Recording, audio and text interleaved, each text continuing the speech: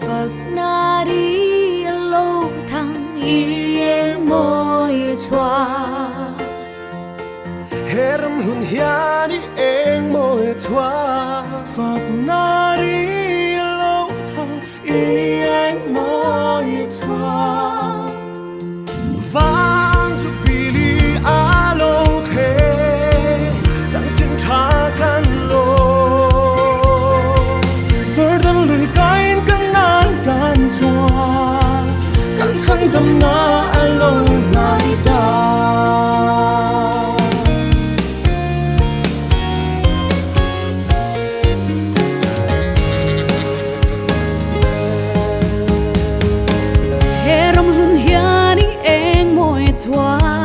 Phật na ri lâu thang yên môi xoa He Ramhlun hiani eng môi xoa Phật na ri lâu thang yên môi xoa Vang Jubilee a lâu thế chân chính cha cần lo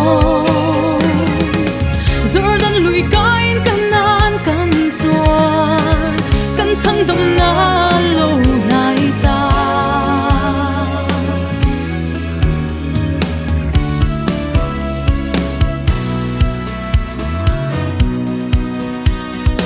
Vang Jubilee a lâu thế chân chính cha cần lo Rồi đơn lùi cái cần nán cần chuan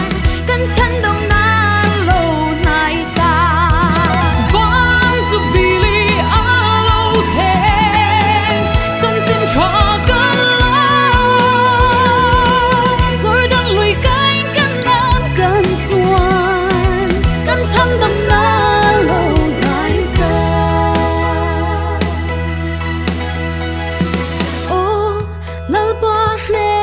Lawmthu shiru Arini chu chasi